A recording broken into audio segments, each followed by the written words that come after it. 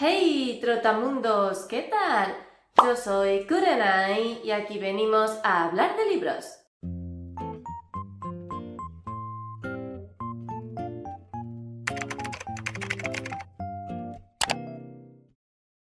Dicen las malas lenguas que en España apenas se lee literatura nacional, sobre todo dentro de determinados géneros como por ejemplo la fantasía o el romance. Y por desgracia, las malas lenguas tienen razón. Solamente tienes que ir a una librería para darte cuenta de que la mayoría de libros que allí exponen son de autores extranjeros. Solo tienes que irte a cualquier cuenta de cualquier bookfluencer con cierta relevancia o con cierto número de seguidores para darte cuenta de que la mayoría de recomendaciones que hace es de autores extranjeros. Y los pocos autores nacionales que vemos es porque o bien son compañeros del mundillo o porque son autores que ya tienen muchísimo peso y muchísimo renombre, con lo cual la última novedad de estas personas es muy jugosa. Pero la triste realidad es que la mayoría de autores que venden mucho en España son autores extranjeros y hay muy pocos autores nacionales que puedan vivir de ello. Algo de lo que, por cierto, muchos autores han hablado en sus redes sociales, con lo cual no es que sea una percepción generalizada, sino que es algo que realmente ocurre. Y yo no me las voy a dar aquí de mártir ni nada por el estilo, porque yo soy la primera que tiendo a leer más autores extranjeros que nacionales. Y aunque suena como excusa, la realidad es que nunca me fijo en quién ha escrito un libro, a menos que ese nombre me suene por el motivo que sea, y en ese caso sí que me fijo quién es el escritor, pero por norma general, ya sabéis que yo me leo los libros en base a si me interesa o no la sinopsis, y muchas veces en base a cuánto me ha llamado la atención la edición del libro. Por lo que hoy os traigo un vídeo donde os quiero recomendar algunos libros de autoras españolas que, si hubieran sido publicadas por una autora extranjera, estoy convencida de que habrían tenido muchísimo más éxito y de que se hablaría mucho más de ellos. Y también hago este vídeo como recordatorio para mí misma, para que de ahora en adelante intente fijarme más en los autores que escriben lo que estoy leyendo y para hacer un esfuerzo más consciente de leer literatura nacional, porque en España tenemos autores increíbles a los que muchas veces de manera inconsciente dejamos de lado porque tenemos tanto bombardeo de novedades internacionales que solemos olvidarnos de lo patrio. Y también al final del vídeo quiero hacer una mención especial de una autora que no es española sino latinoamericana, pero que tiene un libro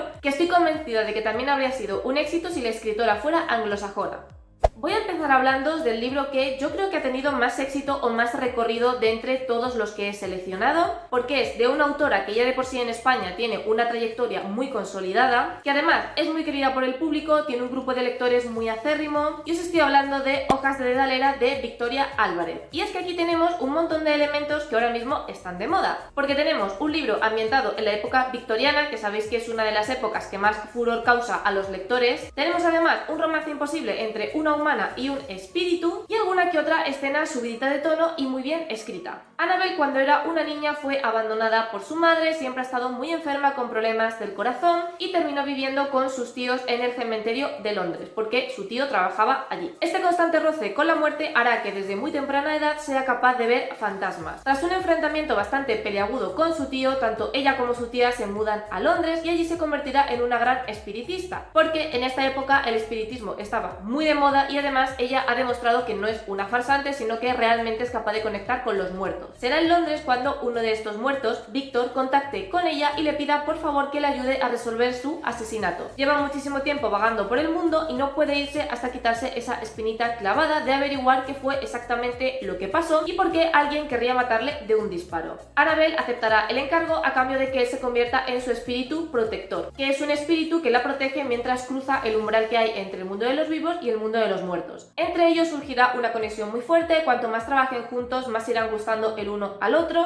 y como os imaginaréis es una relación de amor bastante tortuosa teniendo en cuenta que él está muerto y ella no. Victoria Álvarez nunca defrauda, escribe romances muy buenos, historias muy interesantes, además su estilo de escritura particularmente me encanta, y si no os habéis enterado, próximamente va a salir como una especie de segunda parte de Hojas de Dedalera, que realmente puede leerse de forma independiente porque está protagonizada por Ada, que es la mejor amiga de la protagonista en Hojas de Dedalera. Yo personalmente tengo unas ganas locas de leer esa segunda parte porque Ada fue, sin duda, mi personaje favorito de Hojas de Dedalera.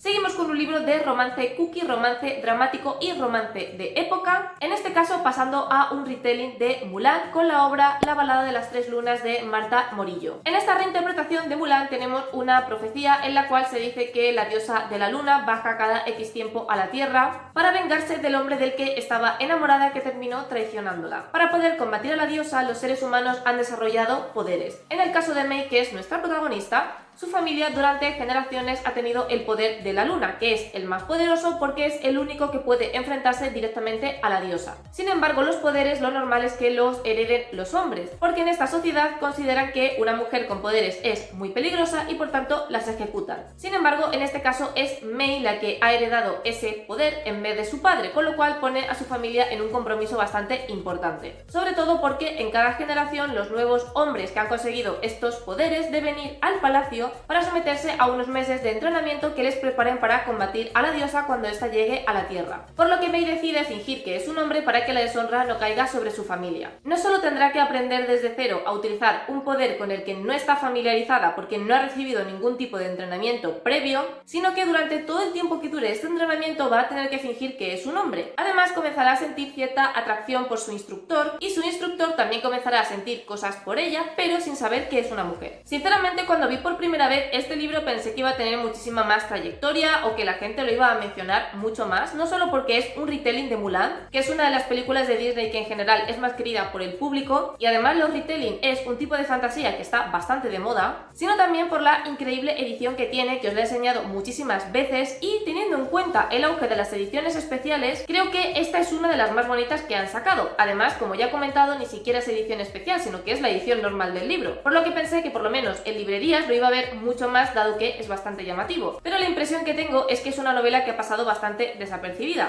y la verdad me da un poco de pena porque es una novela muy entretenida, que está bastante guay y que tiene elementos que, como digo, ahora mismo están bastante en auge, como el que esté basada en una cultura asiática, que sea un retelling, que el romance tenga bastante importancia o, como he comentado, los preciosos cantos pintados que tiene.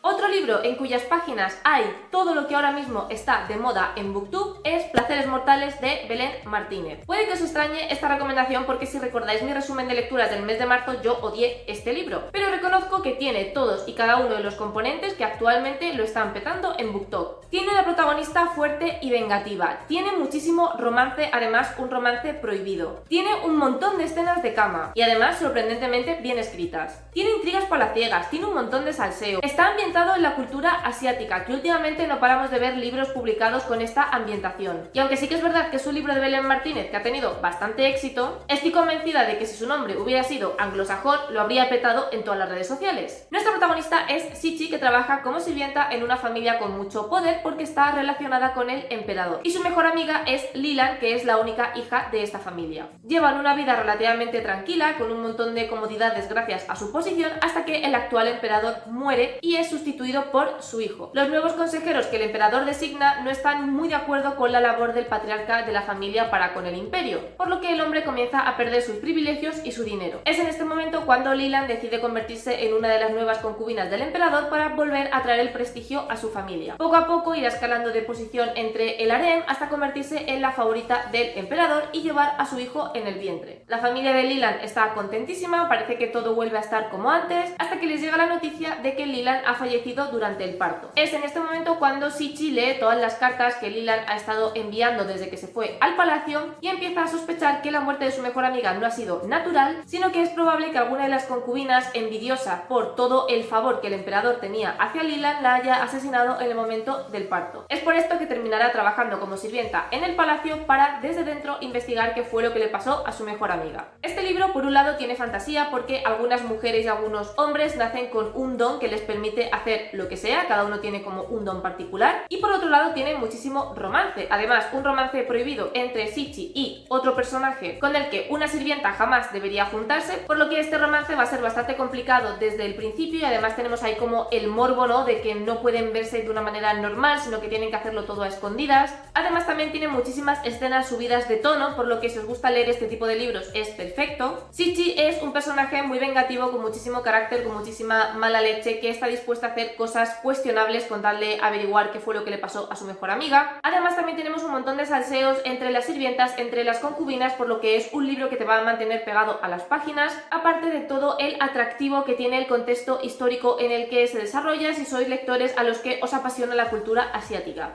Seguimos con un libro de fantasía y romance, aunque en este caso sí que puede categorizarse como romantasy, dado que el romance y la fantasía están al mismo nivel, y es La biología de todos los ángeles del infierno de Miriam Mosquera. Este es un libro que está ambientado en una Andalucía post-apocalíptica, un concepto que a mí ya sabéis que me flipa, porque resulta que los ángeles y los demonios han tenido una cruenta batalla en el cielo en la que finalmente han terminado ganando los demonios, por lo que han exterminado a todos los ángeles y al propio Dios. Esa batalla tuvo consecuencias muy negativas para los humanos y de hecho prácticamente toda la tierra estaba destruida, y los demonios deciden que su nueva sede va a ser Andalucía, esclavizando a los humanos que allí viven. Nuestra protagonista es Carmen, que desde pequeña sueña con matar a los demonios porque ellos asesinaron a sus padres delante suya cuando era apenas una niña. Desde entonces ha estado entrenándose con ese propósito y sobre todo desarrollando su gracia, que son unos dones que los ángeles transmitieron a bebés recién nacidos antes de ser aniquilados. Carmen y sus primos, que realmente no son primos de sangre, son algunos de estos niños que ya son adolescentes y que tienen este poder, y que durante todo este tiempo han estado también entrenando sus dones para en un futuro poder combatir a estos demonios y que por fin abandonen la tierra. Además de todo esto, se rumorea que en la Alhambra se guarda el arma definitiva para poder aniquilar a los demonios y devolverlos al infierno al que pertenecen, por lo que Carmen se verá obligada a hacer un pacto con uno de estos demonios que aparentemente se está redimiendo, y juntos viajarán a la Alhambra para descubrir si efectivamente este arma es tan real como parece y si es lo que necesitan para poder acabar de una vez por todas con estos demonios. Aquí tenemos romantasy, aquí tenemos escenas de cama, aquí tenemos enemies to lover, aquí tenemos relación de proximidad forzada, o como narices se diga este cliché, porque Carmen se ve obligada a viajar a la Alhambra siendo protegida por este demonio, porque uno de los primos de Carmen, uno de los dones que tiene es poder convencer a cualquier persona, ángel o demonio a hacer lo que él ordena, y le ordena a este demonio que proteja a Carmen hasta que llegue a su destino.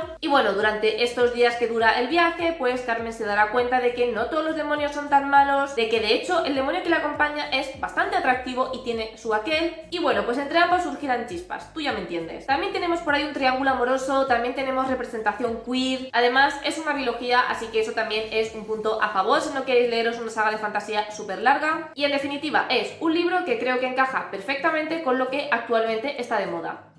Vamos a cambiar un poco de tercio, y es que vamos a hablar de una saga que tiene romance y fantasía, pero que ese romance podría considerarse casi como dark romance, porque el amor en esta novela se trata de una manera bastante turbia, y es la trilogía de Larga vida al rey, con este primer libro que es Sangre. Berenice es el segundo hijo de los reyes de Beda, por lo que tiene todos los privilegios de su posición, pero sin ningún tipo de responsabilidad, ya que será su hermana Sera quien herede el trono y quien, por lo tanto, desde niña ha sido instruida para convertirse en la futura reina. Es por esto que Nice aprovecha para estar todo el día por ahí, haciendo lo que le gusta, lo que le da la gana, practicando esgrima y sobre todo practicando magia, porque en este mundo los humanos que necesitan poder para hacer determinados hechizos tienen que convocar a demonios mediante un círculo. Cuanto más poderoso es el demonio al que convocas, más poderoso es el hechizo, pero también más peligrosa es la magia. Esta vida tan tranquila de Nice cambiará de la noche a la mañana cuando poco antes de la coronación de su hermana esta aparezca asesinada. Esto le genera un trauma inmenso porque estaba muy unido a ella, porque además era una reina muy querida por el pueblo, con lo cual en principio nadie debería querer verla muerta. Y no solamente es el trauma de haber visto el cadáver de su hermana, sino que además de repente se ve en la tesitura de que su pueblo necesita un nuevo rey y él tiene que aprender a marchas forzadas a cómo serlo. Aprovechará su nueva posición de poder para experimentar todavía de una forma mucho más turbia con la magia, con demonios cada vez más poderosos, porque no va a parar hasta encontrar al asesino de Sera, aunque eso le vuelva completamente loco. Últimamente están muy de moda los personajes moralmente grises, personajes a los que si conocieras en persona probablemente querrías que estuvieran en la cárcel, y aunque Nice no llega a ese nivel, sí que es un personaje bastante turbio, es un personaje que termina muy tocado por la muerte de su hermana y vamos viendo cómo todo eso le afecta, cómo pasa de ser un personaje relativamente amable, simpático, a convertirse en alguien completamente desquiciado, que es incapaz de ver dónde están los límites, que no tiene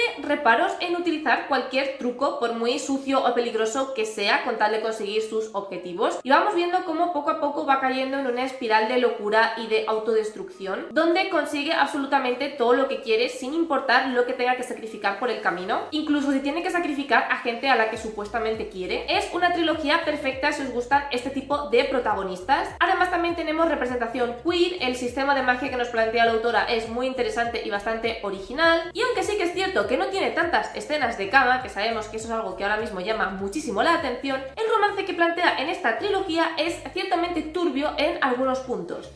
Pasemos a un libro un poco más amable, que no es fantasía sino Dark Academia, que como sabéis es una estética que ahora mismo está pariendo libros como churros, y por eso no podía no hablar de Hijos Dorados de Patricia y Bárcena. Vera es una chica latinoamericana de clase humilde que tiene muy claro que quiere estudiar Derecho en una de las facultades más prestigiosas de esta carrera. Es por eso que se esfuerza muchísimo hasta conseguir la beca que le permita estudiar en la Universidad de Cornell. Cuando llega allí, de inmediato se sentirá atraída por un grupo de estudiantes que son los típicos estudiantes que se nota a leguas que vienen de familias ricas, que han tenido muchísimos privilegios desde la cuna, que consiguen todo lo que quieren a base de dinero y además son de los mejores estudiantes de Derecho. Por lo que Vera enseguida congeniará con ellos, se llevará muy bien y a pesar de las diferencias de clase, ellos acogerán a Vera como una más desde el principio. Sin embargo, no todo es tan bonito y tal de color de rosas, porque uno de los mayores atractivos de esta facultad es que promueven una beca para hacer prácticas y terminar trabajando en uno de los bufetes más prestigiosos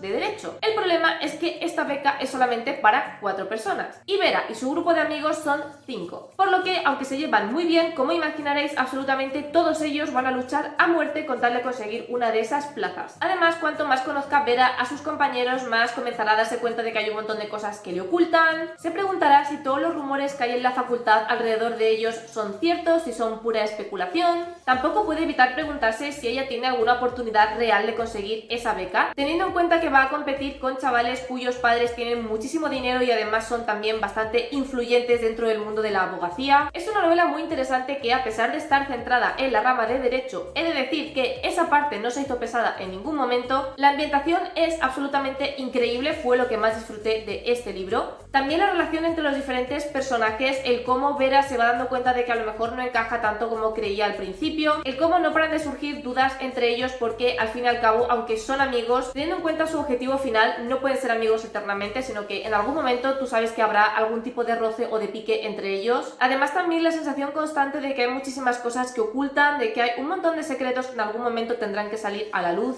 Es un libro que tiene muchas reminiscencias del Secreto de Donatar, por lo que si os gustó esa novela yo os recomendaría que le dierais una oportunidad. Y ya la última recomendación que os quiero hacer, que es la mención especial de una autora que es latinoamericana, pero de nuevo creo que esta novela es perfecta para aquellas personas que disfrutan del dark romance, o tal vez no, porque en esta ocasión las cosas turbias que suceden no las romantizan, sino que la autora claramente las condena porque este libro es de denuncia social. Pero bueno, si te gustan los libros que son turbios, perturbadores y que tienen romance, por llamarlo de alguna forma, y muchas escenas subidas de tono, desde luego tienes que leerte Pandora de Liliana Bloom. Eso sí, teniendo en cuenta, insisto, en que aquí no se romantiza absolutamente nada, sino que la autora lo que hace es denunciar la situación que se da en el libro. Pero bueno, teniendo en cuenta la clase de libros perturbadores que se están poniendo últimamente de moda en TikTok, yo creo que este libro podría encajar bastante bien. Gerardo es un hombre que lo tiene absolutamente todo. Es un ginecólogo muy prestigioso al que todo el mundo adora, es alto, es guapísimo, tiene muchísimo dinero, vive en una casa increíble, tiene una mujer que parece una modelo de revista, pero este hombre tan perfecto oculta un secreto